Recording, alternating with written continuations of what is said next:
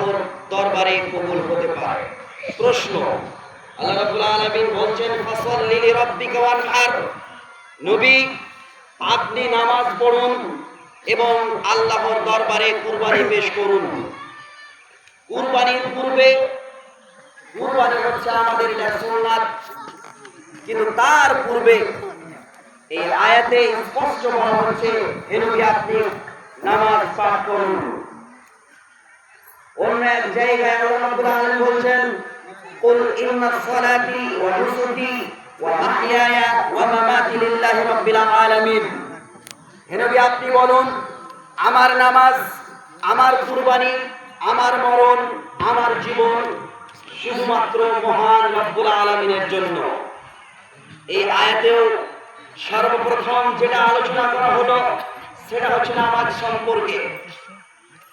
আজকে আমাদের ঈমান এতটাই দুর্বল যে আমরা প্রত্যেকেই এটা লক্ষ্য করতে পারবো।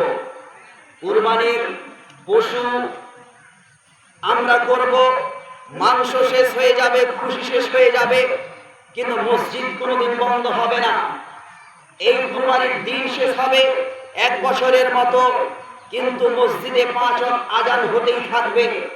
আমাদের ঈমান, আমাদের যে ঈমানের ভিতরে যে দুর্বলতাটা আছে এই কুরবানির মাধ্যমে সেটাকে ঠিক করতে হয়, কিন্তু সেটা আমরা লক্ষ্য করি না। কুরবানির পূর্বে আমাদের যেগুলো কুরবানি করা উচিত সর্বপ্রথম সেটা হচ্ছে আত্মার কুরবানি, নিজের নাফসের কুরবানি। এই কুরবানি আমরা কয়জন করে থাকি? কুরবানির জবাই করার পূর্বে আমাদের হিংসা বিদ্বেষের কুরবানি করতে হয়। এই হিংসা বিদ্বেষের কুরবানি কয়জন আমরা করি?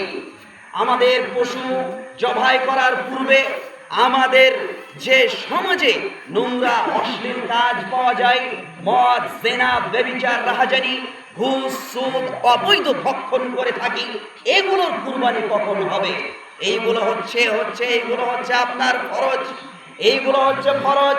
একটা মানুষ বেনামাজি হয়ে মারা যায়, সে কোনোদিন মসজিদের দিকে চেয়ে দেখে না, মসজিদ চিনে না, সে এই ঈদের দিন সে পিছিয়ে আসছে আর আগেই পালিয়ে যাচ্ছে। এটা কি করে কুরবানি হতে পারে? এটা আত্মার কুরবানি কি করে হলো? নাফসের কুরবানি কি করে হলো? মানুষ আজকে আমরা পশু কুরবানির জন্য আমরা রেডি হয়ে আছি। আল্লাহ রাব্বুল আলামিন বলেছেন লা ইয়ানালাল্লাহু লুহুমুহা ওয়ালা দিমাউহা ওয়ালাকিন ইয়ানালুত তাকওয়া মিনকুম। পৃথিবীর মানুষ শোনো, তোমাদের কুরবানির গোশত এবং রক্ত আমার কাছে পৌঁছাই না, তোমাদের সেটা যেটা পৌঁছাই সেটা আমার কাছে, সেটা হচ্ছে তাকওয়া। তোমাদের অন্তর আমি দেখি। অন্য এক জায়গায় আল্লাহ রাসূল মুহাম্মদ সাল্লাল্লাহু আলাইহি সাল্লাম বলছেন ইন্নাল্লাহা লা ইয়ানজুরু ইলা সুওয়ারিকুম, নিশ্চয় আল্লাহ রাব্বুল আলামিন তোমাদের সকল চেহারার দিকে তাকান না। ইন্নাল্লাহা লা ইয়ানজুরু ইলা সুওয়ারিকুম ওয়া ইলা আমওয়ালিকুম, তোমাদের চেহারার দিকে তাকান না, ধন সম্পদের দিকে দেখেন না। ওয়ালাকিন ইয়ানজুরু ইলা কুলুবিকুম, বরং আল্লাহ রাব্বুল আলামিন তোমাদের তাকওয়া দেখে, অন্তর দেখে, আত্মা কতটা পরিষ্কার, মন কতটা পরিষ্কার, আমরা কতটা ভয় করে আল্লাহকে খুশি করি, এটাই দেখতে চান।